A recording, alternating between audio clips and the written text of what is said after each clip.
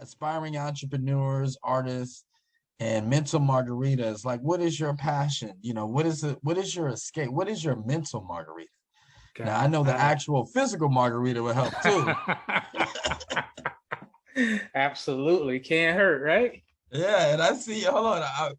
I'll be following you, and I'm seeing you drinking your whiskeys, your bourbons, man. I'm like, this guy is. Listen. I'm like, Billy is like, man, me and him can hang out. On any given day, man. On And I any love given my day. cigars too. So I'm like, oh, Oh, snap. listen, I got everything you need here in the book, man. I got so much cigars. Last time I was out in Vegas, it was for a cigar convention that I got invited to. And it's a big one where you have to be like a manufacturer or you have a cigar shop. And, I always try to promote small and local business. So one of the local cigar shops, like, hey, listen, man, you've done so much for us. Come jump on the carpet with us and go in and check it out. Bro, I tell you, I must have brought back almost 500-600 cigars. What? So I said they're all over my house. Oh my yeah, man. So I'm big time into the bourbon world. I even got a bourbon barbecue sauce that I'm coming out with. So just to give you an idea, so this is what all my sauces look like. You gotta have everything look uniform, right? It looks really nice. I love the packaging. Go ahead. So in the bourbon world, we're all about hard to get bottles that only come out once a year, allocated stuff that you can only get in certain parts of the country and whatnot. So what I decided to do was to put my love for bourbon and my love for barbecue sauce together. Wow. So this is what my bourbon barbecue sauce is going to look like. It's only going to come in this bottle, which is an actual bourbon bottle, special label, right? I'm only going to make 100 of them. So it's allocated. And it's not going to even be available on my website. If you want it, you literally have to DM me directly. What? All the bottles are going to come hand signed and numbered by me. They're going to come with 2 Cafe 305 glasses. Wow. It's going to come with coasters that say "Be good to yourself," which is one of my stuff. Yeah, and then you're going to get a flask that comes in a carrying case. And it's going to come in this nice box. And when you open up the box, it's going to have a handwritten message from me to that particular person who bought it. So it's going to be completely customizable. What? And I'm only doing 100 of them. 100 of them. That? And when they're gone, they're gone.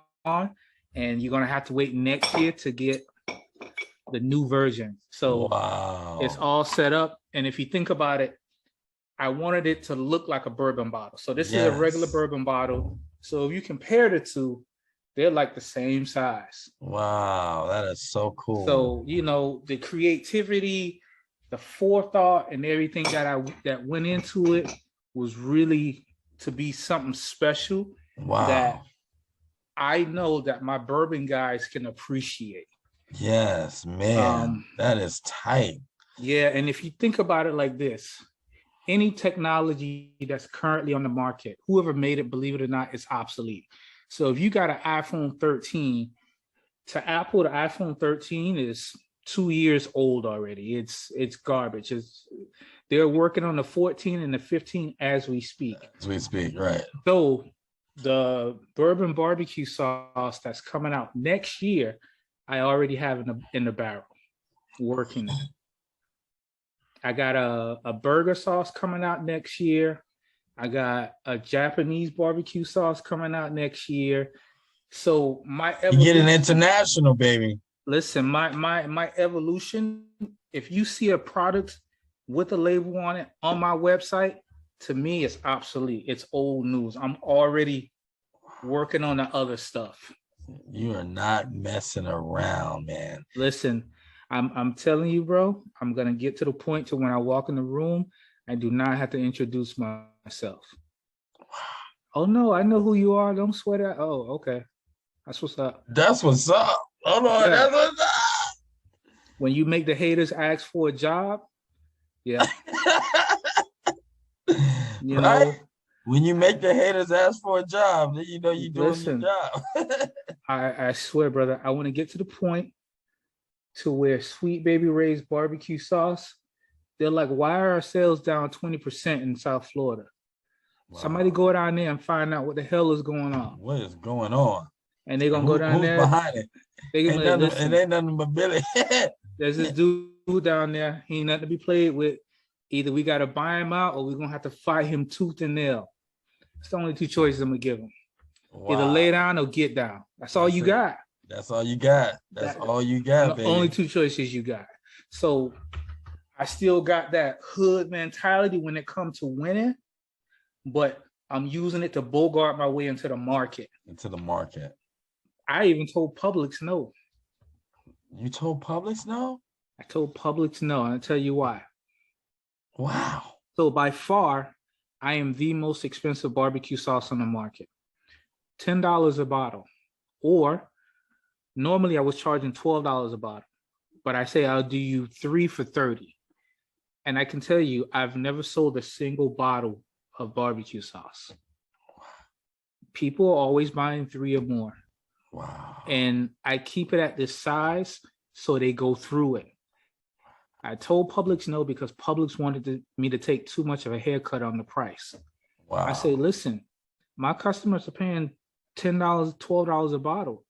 You want me to sell it for $5? I said, no, I'm not doing that. No way. No. They put but having the cojones to say cojones.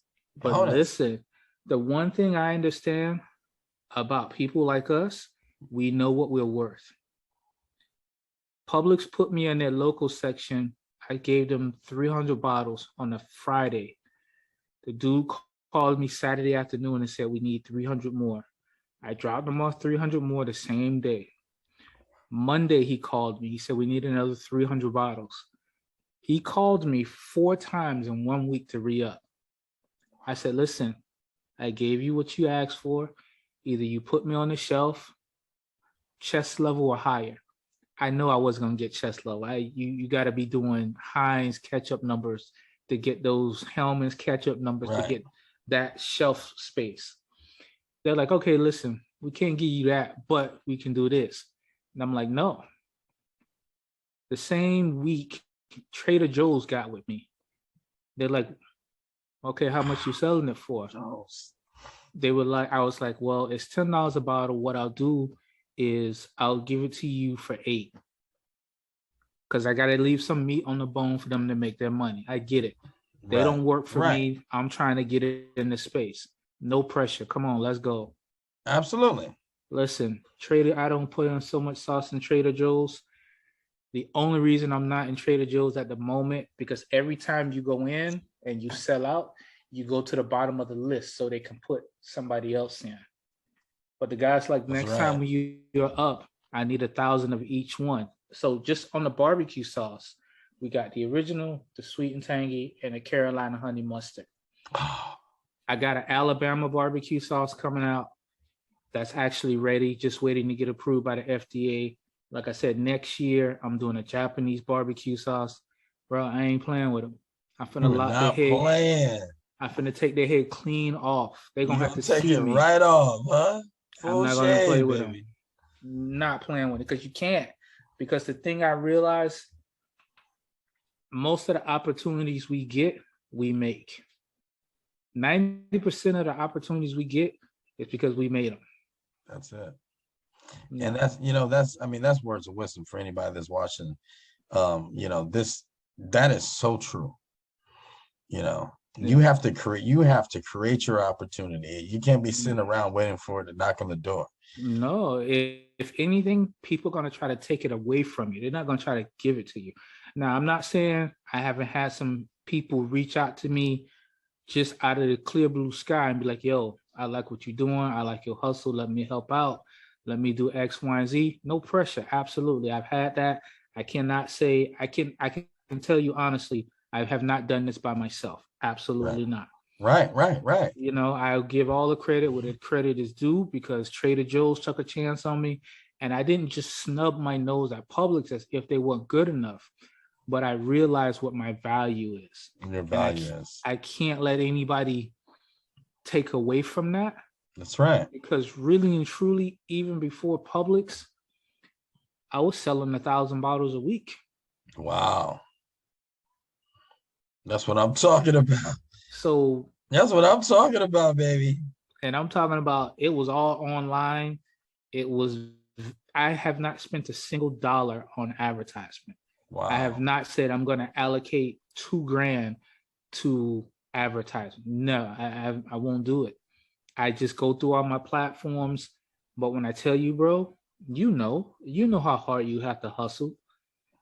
I mean, it's just one of those things. I saw what other people were doing and how often they were posting and what they were posting and when they were posting. The one thing I will say about the internet, there's nothing new on the internet. So people give you the platform. That's right. They give you kind of a playbook. You just have to be smart about how you play your plays. That's it. Yeah. That's what it all comes down to. Yes, sir. So let's backtrack now. So okay. How did you get into this business in the first place? How did this all start? Okay, so I'll even take it back a little further than that. So for me growing up, my grandmother was always there. I was my grandmother's shadow. All my cooking and passion that I learned it from my grandmother. Lost my grandmother about 5 years ago. Sorry to hear that. Yeah, man. I still haven't mentally and emotionally dealt with that, because at this point, I'm 46 and I'm still not ready. When I'm telling you, I was next to my grandmother standing on a chair watching her make mac and cheese and collard greens, bro, that's where I get it. So, and hold on, let me say this real quick to you. That's so weird, because my closest thing to me was my grandfather, and I lost him about 5 years ago. Yeah. I mean, we were that close too. Yeah. Okay, now go back. I'm sorry.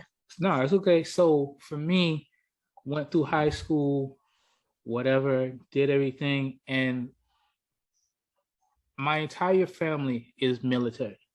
Brother, sister, mom, everybody you can think of is military. So we graduated high school, and now I have to make a decision. Am I going to go to the military, or am I going to go to culinary school? Now, I know what I know about my family. So I say, you know what? It's going to hurt, but I'm going to culinary school.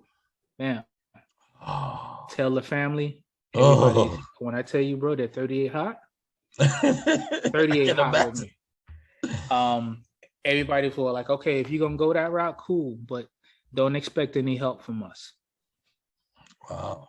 Only person who had my back was my grandmother. My grandma say, listen, you got to do what you got to do. You got to wake up with you. You got to live with you. You got to go to sleep with you. Do what you need to do. That was confirmation. Wow. Fought my way through culinary school, tooth and nail. Graduation day, culinary school. Not a single member of my family showed up. Not one. Not one person? Not one person. And I don't fault my grandmother, because didn't have a car, I couldn't get around. So I'm not holding grandma to no kind of heat over that. No. But despite all that, I was like, cool, whatever. I'm still finna run with this. My international and baking pastry teacher gives me an internship to Japan. I graduate culinary school in June.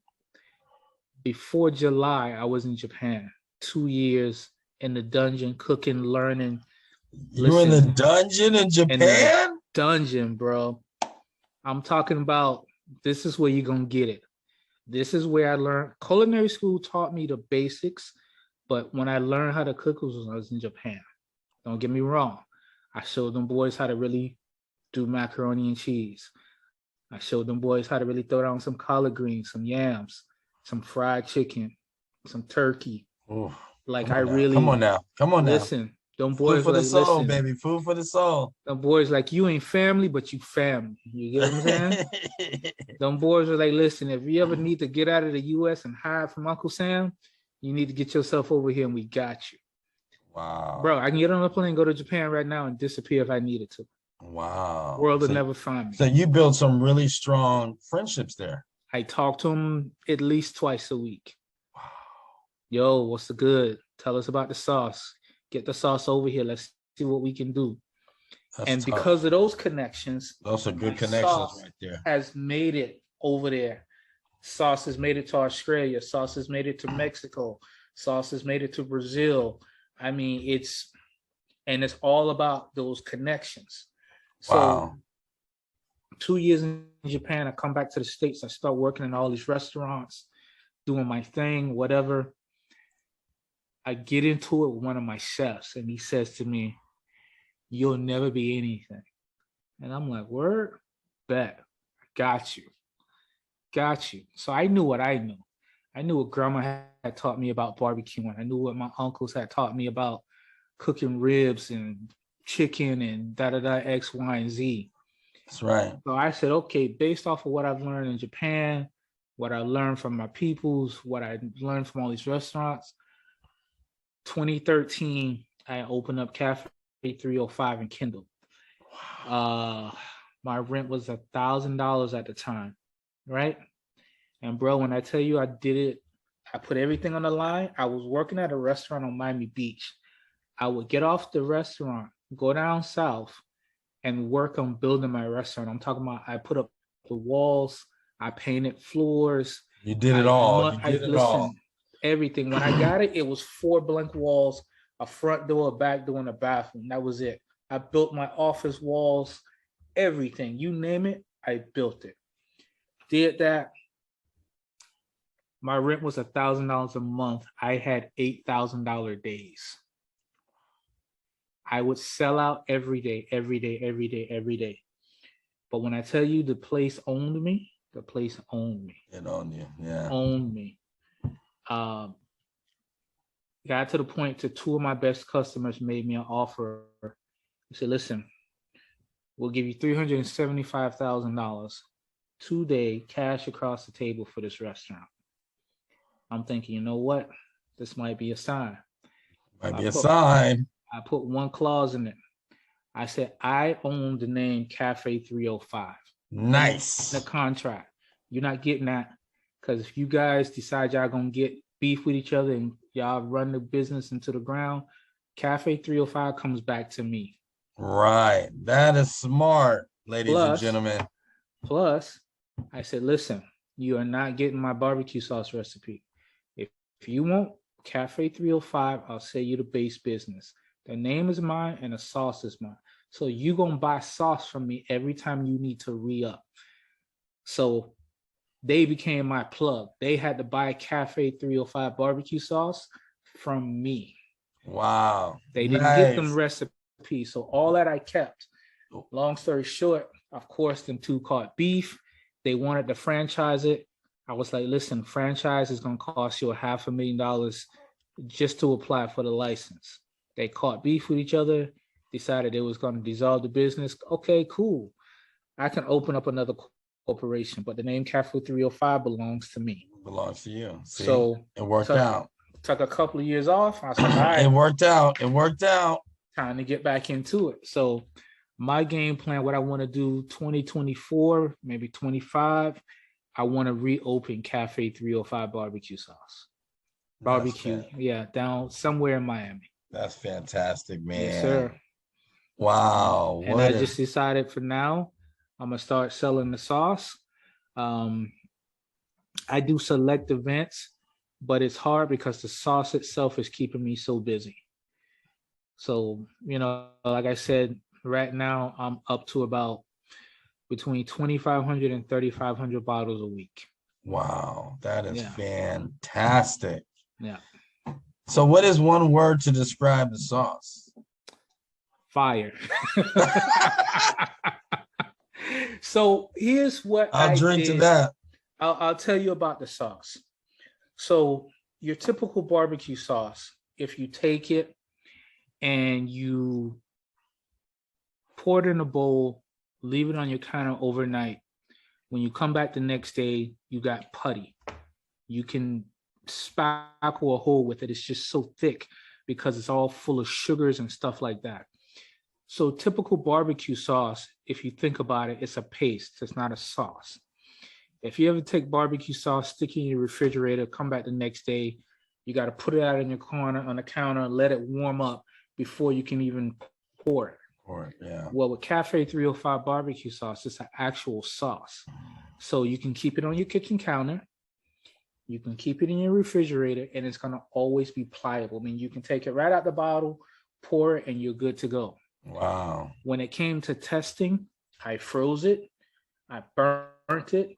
I left it outside on my back patio for about 30 days to see how it would survive. Wow. I mean, listen, anything you ran it through the ringer. Listen, I broke it 4 or 5 times, and it still had those properties where it was still pliable. You know, wow.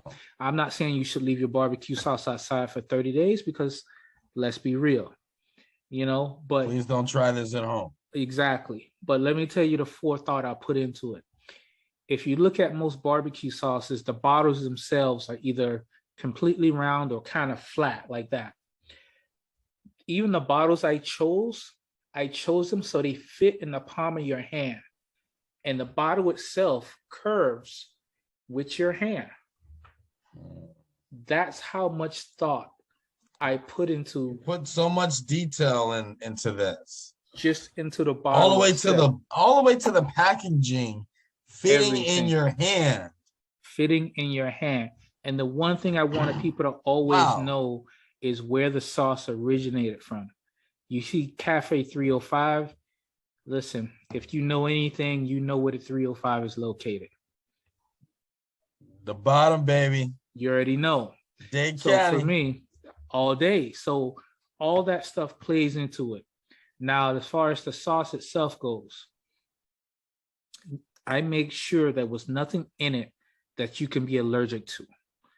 So you can't get sick off of it.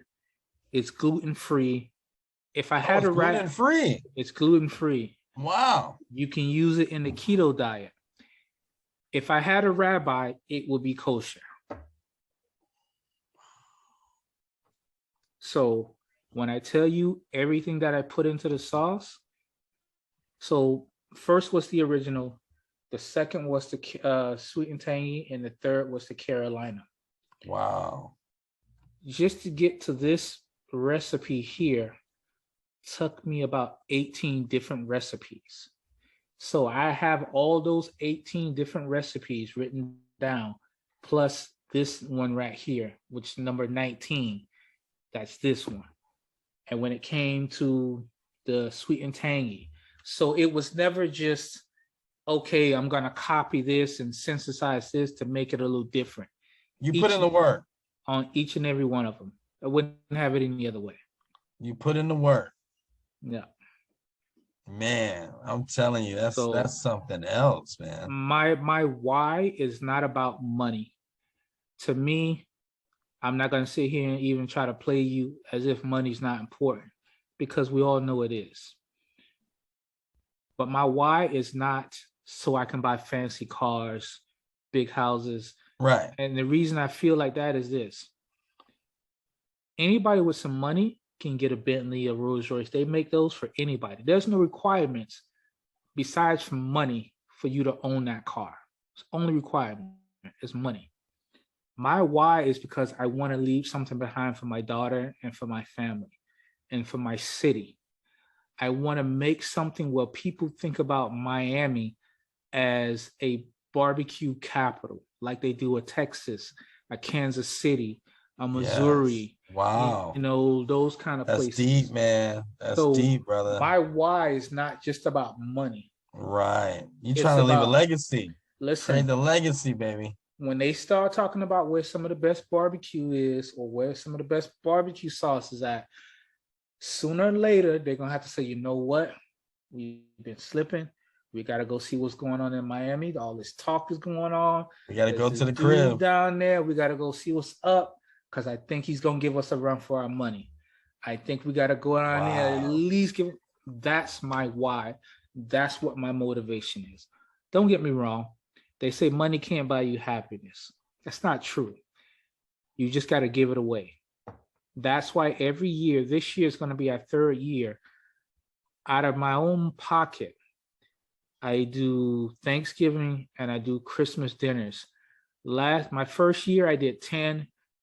Last year I did 20 families each. This year I'm shooting for 50 families that I'm going to feed for Thanksgiving and another 50 for Christmas. Oh, that's fantastic. That's going to be a staple of this company every year. That's what I'm talking about. We got to get back, man. Yeah. So that's important. Even at this early stage, I'm all about making my community better. That's right. You know, that's my drive and that's my passion, and that's what I'm running with. And you know what? By me just watching you, you know, from afar, it's just been amazing because you're following the people that are supporting. I see that support you, or they'll take a picture with the sauce and they be in different locations, and yeah, you know, you're really building this fanfare, and it's like people genuinely appreciate the product. Like you, and most importantly, they love the man behind the product. Yeah, you know, and that's what I feel. I feel that kind of connection. And what I try to do, and something I will always try to do, if somebody reaches out to me and say, "Hey, I'm doing some barbecue and I have a question," I don't reply to them with the answer. I reply to them with my phone number. I say, "Hey, if you got a couple of minutes, give me a call." And they're like, "Really?" I'm like, "Yeah." So they will call me and I will walk them through a process. A couple of my customers I FaceTime. They're like, "Okay, come on, we're going to do this together. It might take us 20, 30 minutes, but we're going to do this right now." And they're so stunned that they can get me on the phone or FaceTime. You make yourself accessible. Right.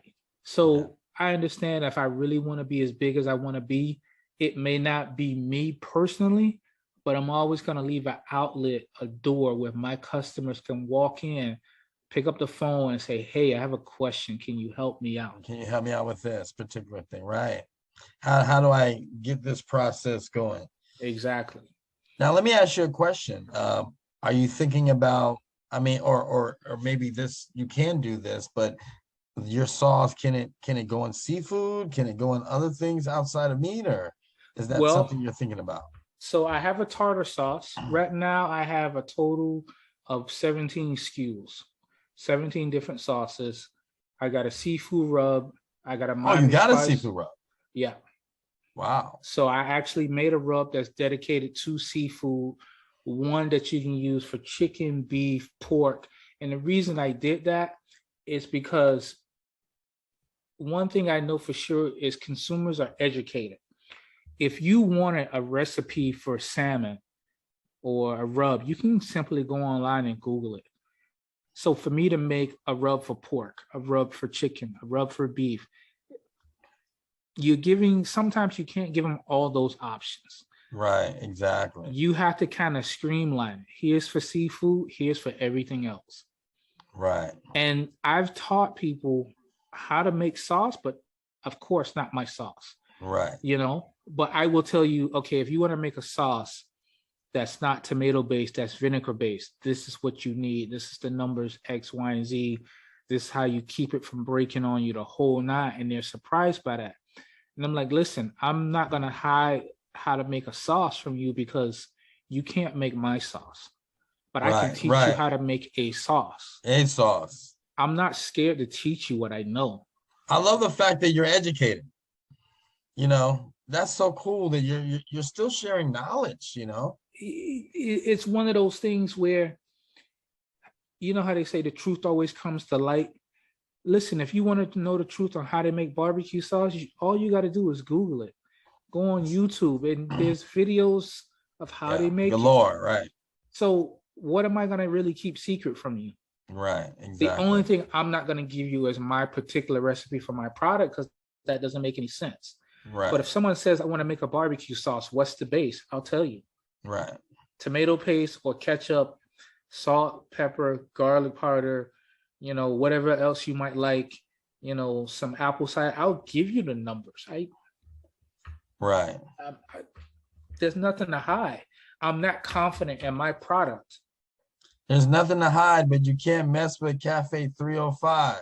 Listen, I've gone to the point to where other guys who I know make barbecue sauce and they're on the smaller side of a company. I shout them out. I promote their products because my whole thing is this: we're all in this together. I got no beef for the next man who wants to start a barbecue sauce business. Right. As a matter of fact, let me tell you what I know to help you. Yeah, we're competition. I get it.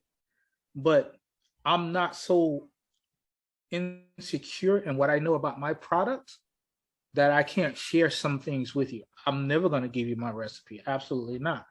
Right. But I can tell you how to apply to the FDA. I can tell you what needs to be on your labels. I can tell you how to get barcodes. I can tell you where to find bottles that are already approved by the FDA. What glass bottles aren't, what plastic bottles are not approved, what is approved, you know, what pH does your sauce needs to be to survive if it's a hot sauce, you know, how to ship something internationally, what seals you need, you know, all that kind of stuff. So, you know, people say, well, how do you find the seal on the inside? I'll show you where to get them from, and I'll show you, you know what, get the ones that get applied with pressure as you put it on the top. I'm not going to sit here and be like, oh, I'm not going to tell you how to do all that for what? Right. No, I'll share the knowledge with you. Absolutely. That's so cool, man. That is so cool. And finally, man, as we conclude this, I know that me and you have more to talk about. Mm-hmm. You know, in the future, in the very near future. Is there any piece of advice for anyone that's trying to get into the food industry or get into what you're doing? What would be like the best piece of advice that you would give to somebody? Okay, so several things. Whether you're selling yourself, a service, or a product, never let anybody tell you that you're not worth full price.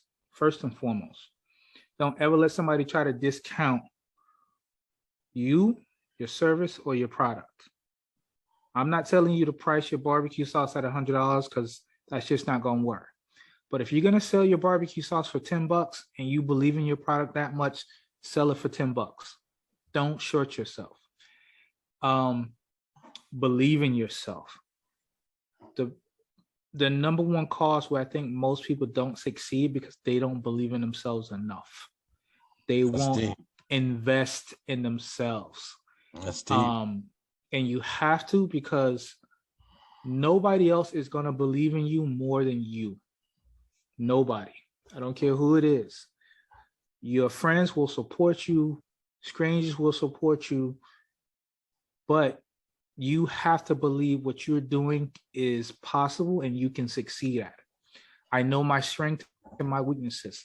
I'm not going to be an astronaut. I realize that. Right. I'm not going to be a heart surgeon.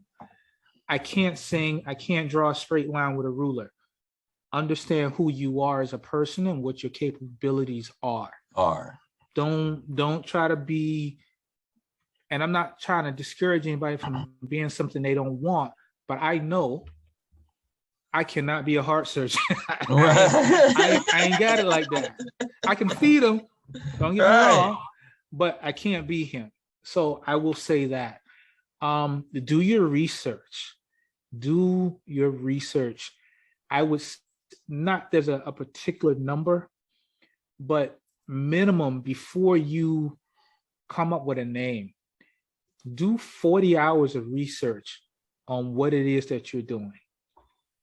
You know, for instance, Cafe 305. I researched Cafe 305 for probably 3 months. I looked for it all over the world. I looked for it all over the country. Do your research. You got to do your due diligence. You have to.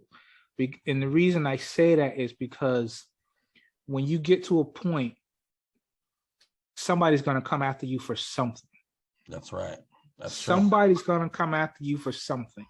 It may not even fly. It may not even make it to the wall to stick. Right. Somebody's going to say, they're going to at least try to attempt. I came up with Cafe 305 back in 1998. Okay, show me. Yeah. This is a show me world. This is a show me world, baby. I can show you pictures from 2011 when I sketched on a paper Cafe 305. And I can tell you why Cafe 305 is Cafe 305 and not 305 Cafe. I can tell you why. So do your research, and whatever I would say the biggest thing is whatever you decide to do, be passionate about it. Be passionate about it. Don't do it for money. Don't do it for fame. Do it because you be passionate about it. When somebody speaks to you about what you're doing, they should never have the question in their head, is this guy really into this? Nobody has ever looked at me and heard me talk about my sauce and said, I don't think the guy's into it that much. Right. You are totally, you're in that bottle. Every bottle that I sent out, every one of them, I've made it, I've packaged it, I've sealed it, I've mailed it, I've delivered it, I've eaten it, I've destroyed it. There's not a single person on the face of this planet but God himself who can tell me more about my sauce than me. Wow. That's what it's about, man. That's what it's about. I'm placing some orders, man. I'm placing some orders. I gotta get the bourbon out. And for me, I feel like when I get to the point to where I need a 20, 30,000 square foot facility, I'm going to know what the janitor does. Right. I am at some point am going to do the janitor's job. I'm going to do the packer's job. I'm going to do the accountant's job. I'm going to do the HR person's job. I'm going to do the deliveries guy's job, because I don't want anybody to say to me, well, you don't know how hard I work. Yeah, I do. I've done it. I've done it. I've cleaned the toilets in this building, even though that's not my job, but there's not a single part of my business that I don't want to be aware of. A couple of other things for me, when my business gets to that point to where I have multiple employees, the one thing that I think that I know for a fact that I'm going to ensure, only because I do care about quality of life. If you're employed by Cafe 305, by company's rules, you cannot work on your birthday. You'll get paid. I like that. That's a good one. You'll get paid for that day. You get paid for that one day and your birthday. You'll get paid for it. But you are not allowed in this building. You're not allowed in this building. And I tell you why. Because I feel like this. Every morning I wake up, I thank God for waking me up. And I make sure and do this before my feet touch the ground. Amen. So if God says, you know what? I made you on this day. I made sure you made it into this world. It's not me celebrating my birthday. It's me giving thanks to God for giving me. No employer on the face of this planet deserves that day. Nobody. Absolutely. There's not a company on the first of this.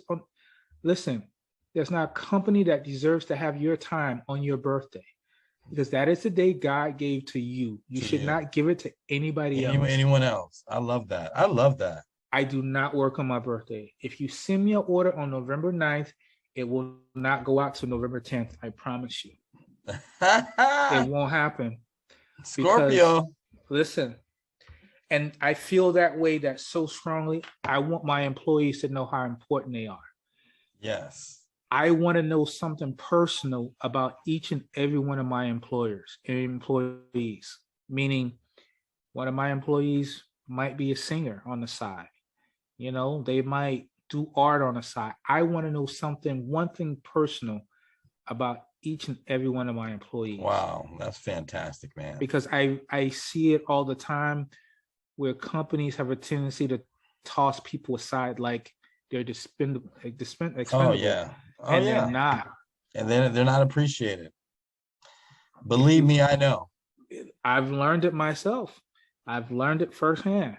So for me, when I get to the point to where I have employees like that, you will not allow to be in this building on your birthday. I won't allow it. I will personally walk you to the door. Go home. You'll get paid, but not today. Man, that's fantastic, brother. Yeah. And you know what? We appreciate you. It's such a pleasure to have you on this show. And my pleasure. Man, you have been an inspiration to me because there's moments and times where I'm like, man, okay, I got to pick it back up. Let me go over to Billy's page and see what he's got. But you know what though, and if I can do that for just one person, then I'm happy with that because I want to see everybody win.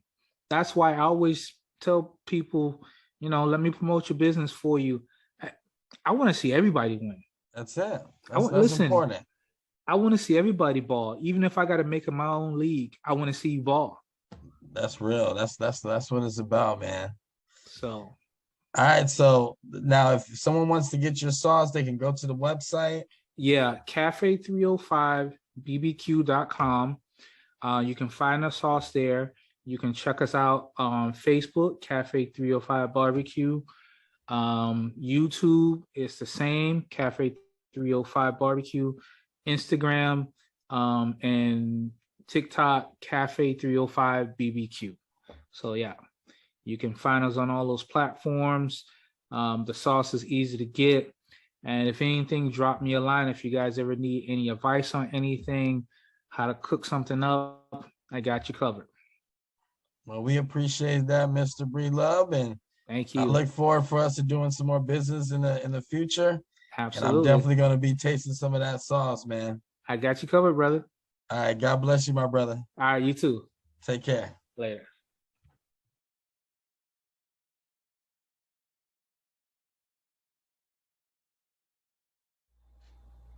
And now it's time for Fandemonium, a special segment where fans meet their favorite stars. Let's shake the world. I'd like to introduce myself first. My name is John Tell, and I would like to welcome you to the Mental Margarita Show. Thank you, John Tell. Thank you. You're welcome. So let's get into it. So I heard that you self-taught yourself how to play music. Did you feel like that was your calling from God? Well, it probably was from God because I first started in church, and well, my mom played piano in church, and but my daddy bought her a new piano when about 9, 10 years old, and they had 6 free lessons, so I was the oldest kid, so they put me in. I didn't want to do it, but I'm so glad they did. So I did about 6 months of training, and then I told and when I got about 11, I told my mom and dad I don't want to do this no more. I want to play what I hear on the radio. So my music teacher said, well, if you want to learn that, you got to learn this. I said, well, if I got to keep doing this, I don't want to play no more. So they stopped spending the money. So I did self-teach from after 6 months of training. I was about 11. I stopped, and I went on. But I worked with a lot of guys through the years that showed me things. Okay, sounds good. So your first single was "Sitting in My Class." What inspired you to write that song? You really want to know the truth? I do. I have to start out like this. Okay, I was born in Alabama, and a place called Camden, Alabama, about 35 miles out of Selma. So every year of my life, till I got about 16 years old, when summer was out, we spent a week or two on the farm. So I got to really know farm life. So when I got to be about, when my grandmother looked at me, knew I was out there being mad, she came to me and said, look, and I couldn't have been no more than, at that time, maybe 9 or 10. She said, we would play with one of the white ladies that owned the store down the road. She has a niece and a nephew, and they had this paint horse with like Tontos on it. And we would go there. So, and it was a girl, brother and a sister. So my grandmama said, look here, don't you whistle or wink your eye at the white girl. They'll tie a fan around your neck and throw you in the river. So now And she told me that when I said 19, I didn't know anything about Emmett Till at that time. So after that, I said, okay, well, okay, I just eliminated white girls out of my life right there. But I got 17 years old. I was sitting in data processing class in my high school. I was in 11th grade. I saw a white girl used to sit across the aisle from me. And I kept looking at her and I said, oh man, she's really pretty. She looked like that actress, what was that? Whatever it was, she looked like a star. So I said, she ain't gonna like me because I'm black. And so my boys to say, man, she ain't gonna care nothing about that because she gonna think you're Puerto Rican or Mexican. So you ain't even got to worry about it. So I thought, man. But that was the girl that I wrote the song about, sitting in my class, watching the girl in the next row. I like that story. So tell me, what was it like working with such greats like Tina Marie, Smokey Robinson, and David Ruffin? It was all such a pleasure. I mean, more than anything else, it was a pleasure. And those are some of my memories that I'll never forget because they were all great. Especially when Smokey Robinson was the first. No, let me take that back. Was it Smokey? No, it wasn't Smokey. When I first went to Motown in 76, I went to Motown. And that was who they put me with, Smokey Robinson.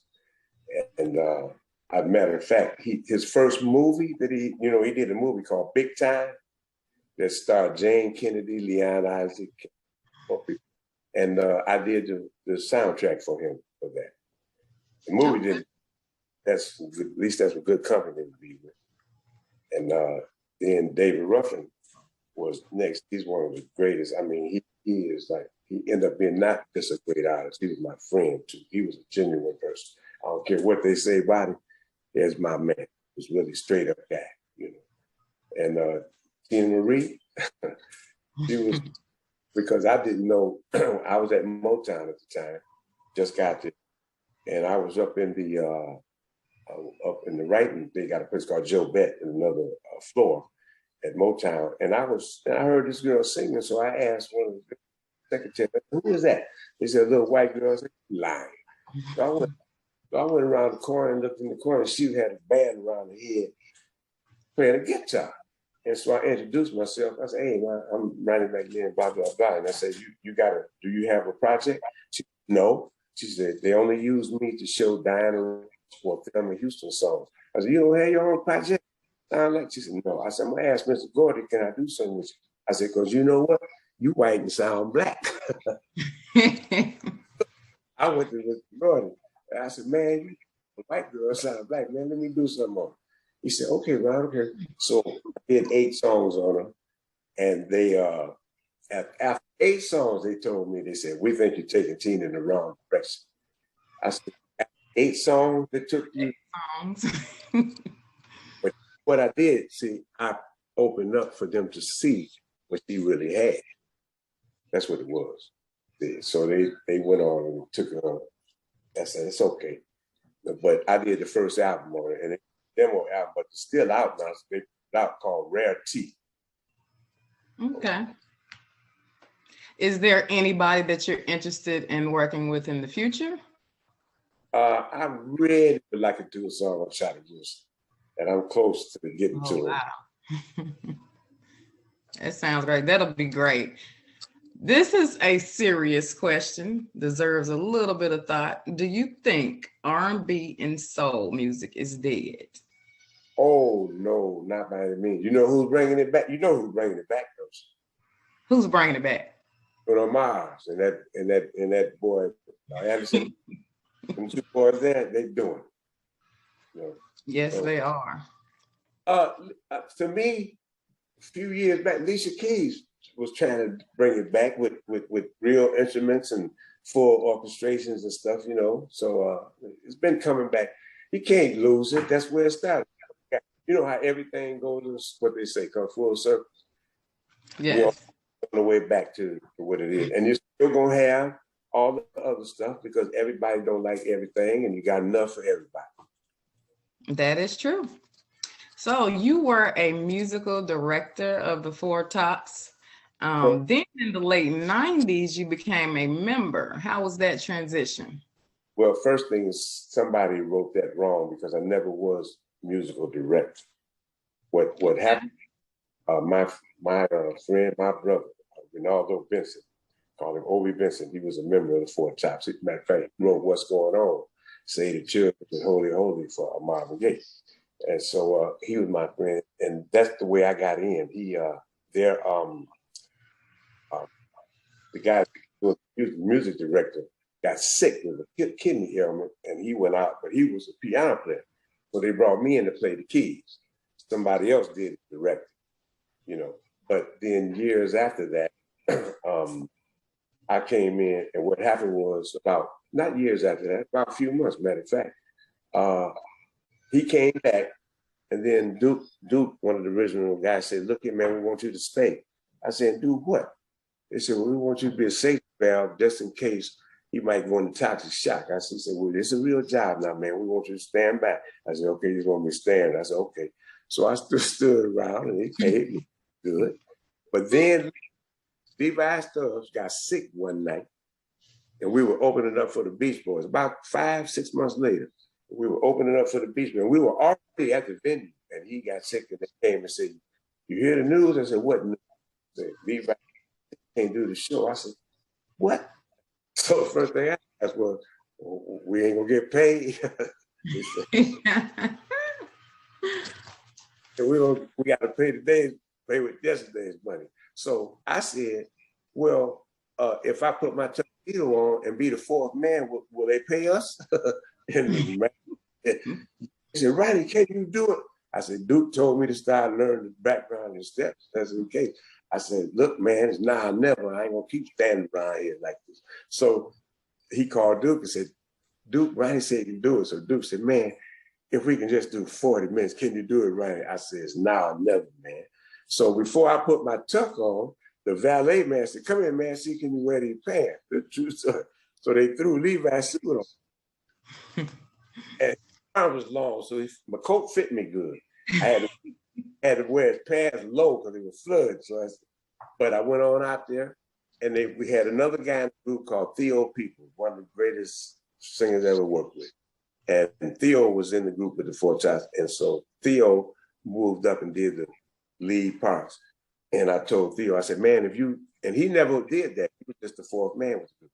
He said, "Man," I said, "if you miss a line, look at me, man. I've been singing all this stuff since a kid, pantomime." I said, you get right back." He might have had to do that one time. So I went out, did that show, and we did 3 nights because Levi stayed sick about 3 nights. And after that, Duke made a statement in the dressing room and said, "Four Tops would not miss another show." And about 4 more months after that, Levi would call for me when he didn't feel right. The man suit up. Funny story to tell you if I can right here. He said, "Suit up." I said, "Okay." So I suited up. One of the times he did that and he was there and I wasn't expecting it because I was still new doing that. And he said, "Suit up, man." He said, "I don't feel like it." So they wore white, royal blue shirts and white shoes. Okay, so now they ain't got no shoes for me yet. I've been just feeling it. They ain't got no white shoes. So all I had was black. They looked all around to try to find, they couldn't find no white shoes. So I said, "Man, I'm not going out there with no black shoes on and y'all got white, blue. I'm not doing that." So Obi said, "I'll wear my black shoes." I said, "Well, that's what you better do because I'm not going out there by myself." So didn't do that. That is an awesome story. Wait a minute. We over last night at the Westbury Theater in New York. So I go out there, and so I looked at them, they all walked away, and I said, "Nah, I can't just leave them because I got to go." So I walked down with them and walked up on the stage. It was a theater in the round. Soon as I got up on stage, first thing they said was, Where's Levi?" I'm the crowd. Then the next, somebody else said, "What's up with the black shoes?" So I said, "Dude, if you don't tell some kind of story, I'm just gonna walk off." Nah. So he told the wardrobe didn't get there right, and we did the show. But anyway, got with the fourth time. After that, Levi retired that next year, which was 2001. So January, they gave me the job. January 2001, I became a fourth time. I thank you very much for taking time to clarify that story.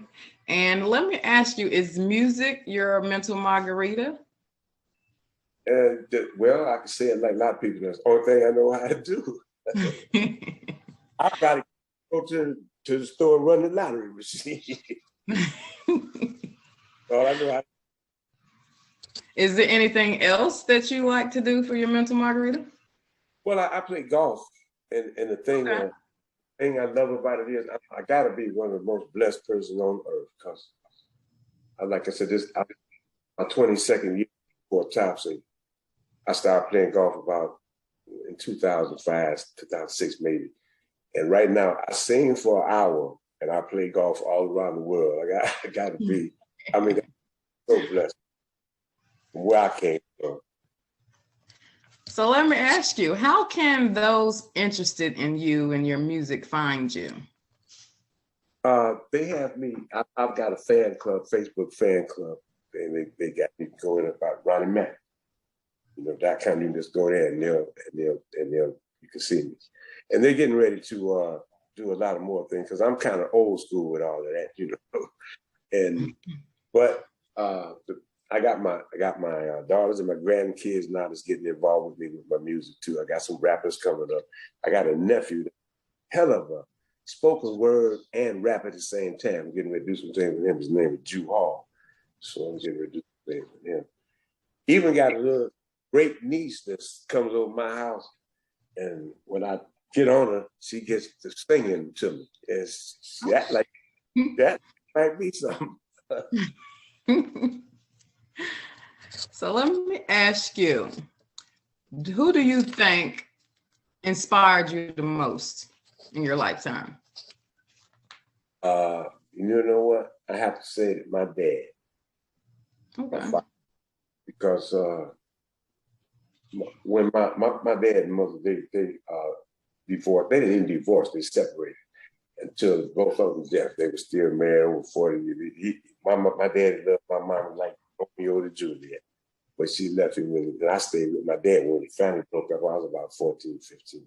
And I stayed with my dad because everybody was leaving him. I said, I'm not leaving my dad by himself. But if it had been him doing my mama like that, I ain't leaving my mama by herself either. So I just was put in that position. But my dad, after that, when I had started playing, learning the song, my dad used to come home from work from the factory and bring his buddies home.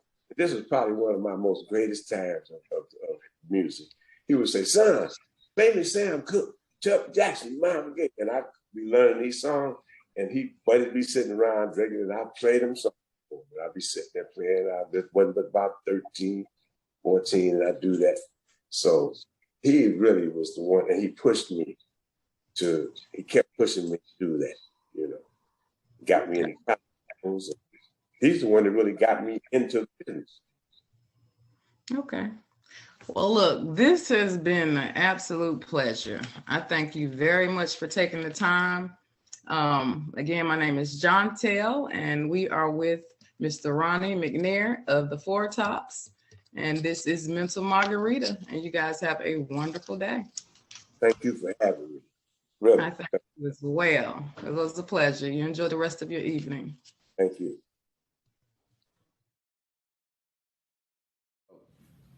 Hey, what's up, world? Thank you for tuning in to the Mental Margarita Show. I am the Rebel, and this is my rant. So guess what? I almost crashed last night. Yeah. And you know why? Because of all these vote for me billboards going up everywhere. Some weirdo actually put the candidate for the district safety manager sign on the stop sign. I mean, he had me falling off my bike looking like Joe Biden and everything.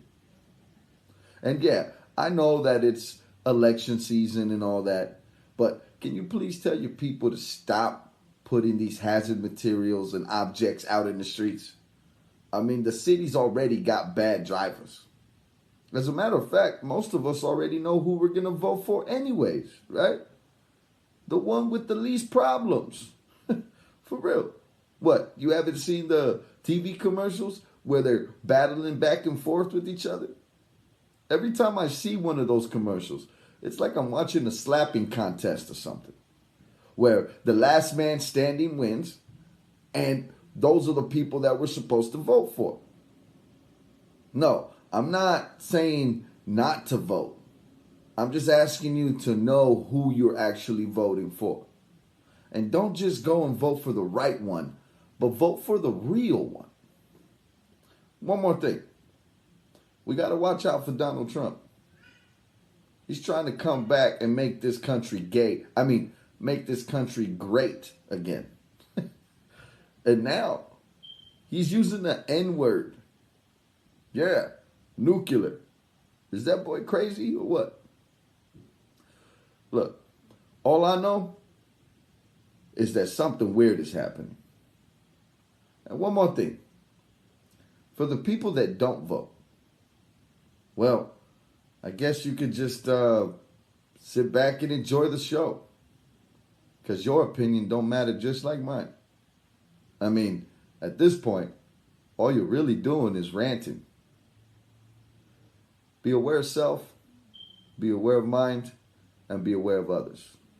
Thank you, and carpe diem.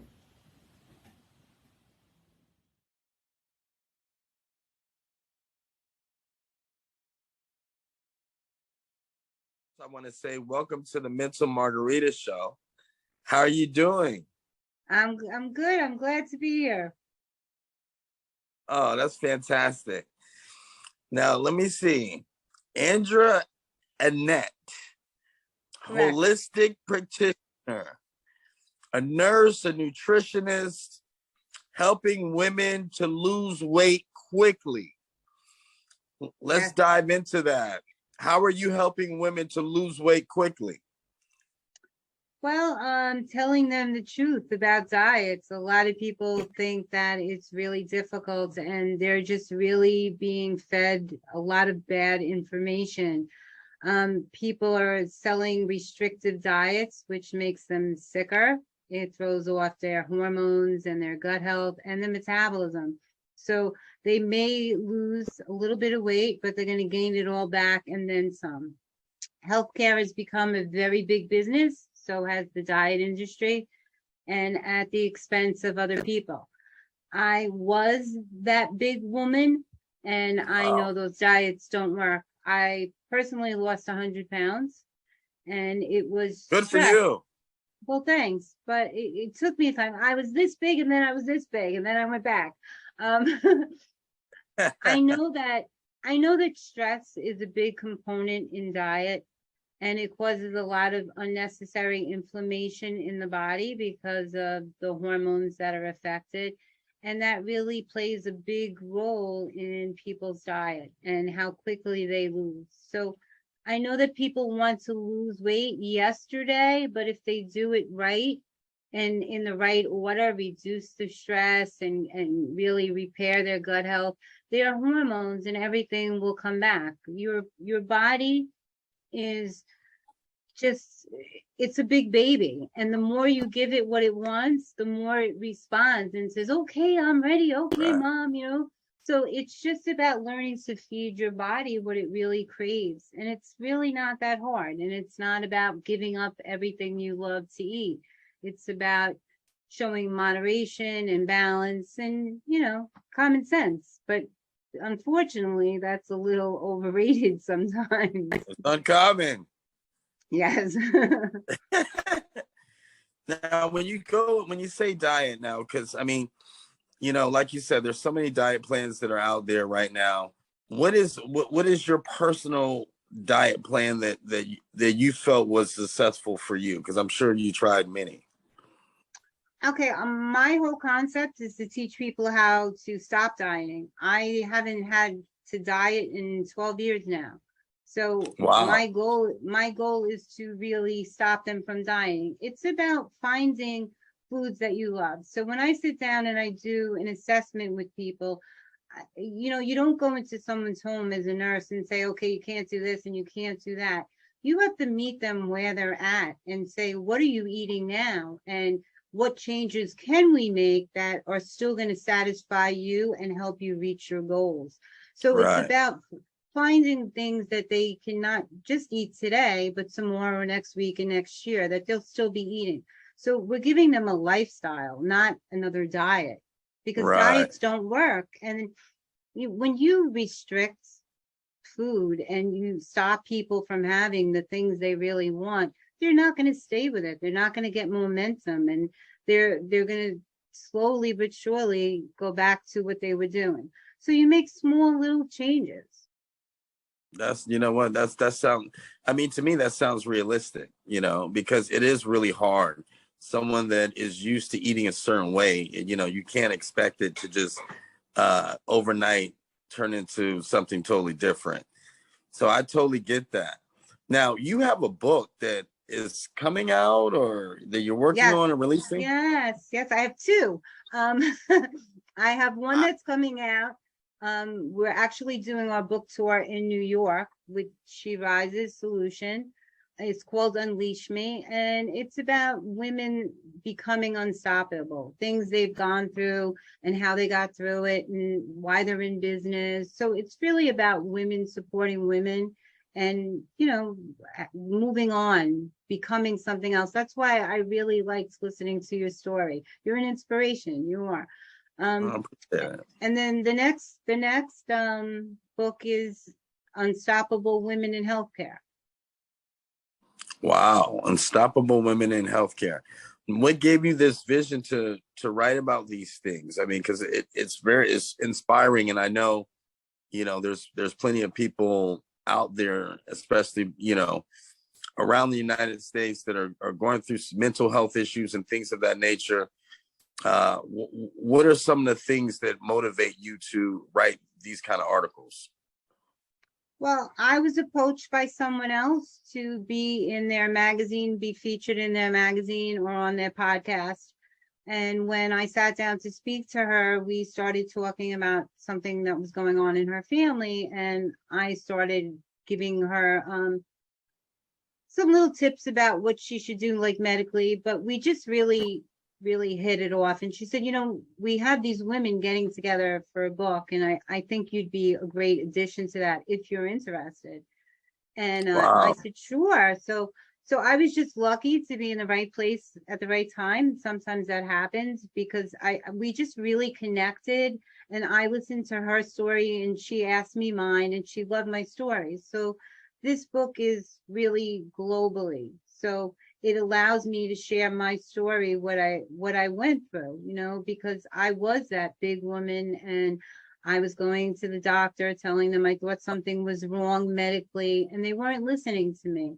And that is really my message, to advocate for yourself and to take care of yourself so that you can really take care of the people in your life and show up as that wife 100%, as that worker. You know what I mean? Yeah, Be a better friend. Yeah, that's true. So the release date of the book, October 25th this year. October 25th, guys. October 25th. The name of the book is Unleash Her. Unleash Her. And it's going to be on Amazon. It comes to Amazon first, yes, and then it goes to Barnes and Nobles and everywhere else. So yes. So Amazon, guys, Barnes and Nobles, make sure that you guys pick up a copy. Andrea, you've been fantastic. I love what you're doing for people. And I think that it's such an inspiration because, not only women, but men, everybody needs to hear something like this. Because a lot of times, when they're in situations that they feel like it's taking over them, you feel alone. You feel very alone. And so hearing a voice, hearing someone to reassure you that, hey, this is something that you guys can do for yourself. And it's not impossible. And I love what you said, you got to find out where what the people are at. And that's awesome. That's awesome that you have that approach. So we appreciate you here on the Mental Margarita Show. Is there anywhere that someone, if they're looking to follow you, where can they reach you at? I'm on Facebook as my name, Andranette, but my brand is Pounds to Go. So Pounds to Go, Ask the Nurse, weight loss at Pounds to Go, natural holistics. I'm all over Facebook. I'm trying to reach as many people as I can and get America healthy again. That's my goal. Let's do it, baby. Listen, I love people. I since the time I was a little girl, I knew that I wanted to work with people, and I love being able to be a part of that journey with them and help them get to where they want to be in their health, in their life, so they can be the best they can be for their families, for the people in their life that they love. So it wasn't always the case for me. So I want to help other people have that. Well, that's great. And we got a lot of love for you, Andra. Thank you once again for coming on the show. And I look forward to reading your book. Thank you. Thank you very much. I'm so glad to be here, and thank you for having me. All right. You take care now. Thank you. Bye-bye.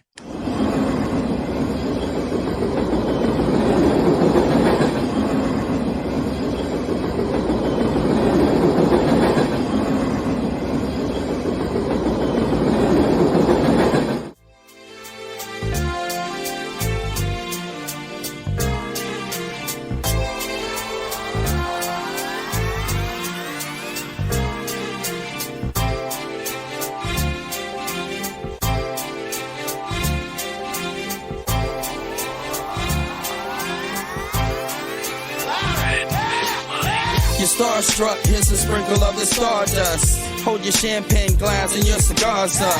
See the guys with mob ties drive the cars up. Bright lights, most nights they buy the bars up.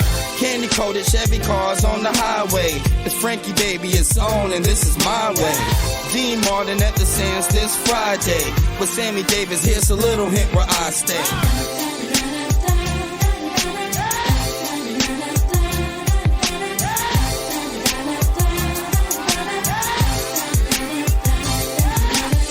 The city shines like Liberace's mansion. And you know Elvis had the whole city dancing. Showgirl silhouette steady prancing. Shout out to June, just the Copa Girls anthem. Legal gambling, yeah, that would tempt me. It's Sin City, holy water couldn't cleanse me. And Wayne Newton had the crowd in a frenzy. Live at the Stardust, the seats never empty.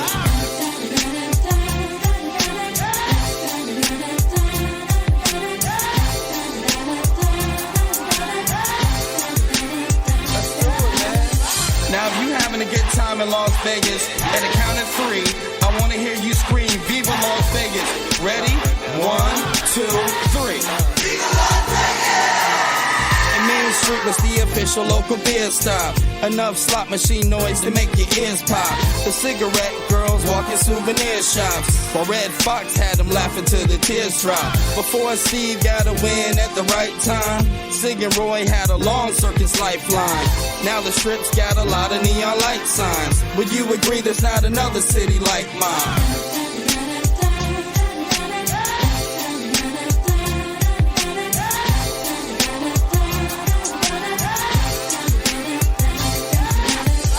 Years later, Mayweather got the city hot, and everybody in your city with a TV watch. Celine Dion got celebrities at every spot.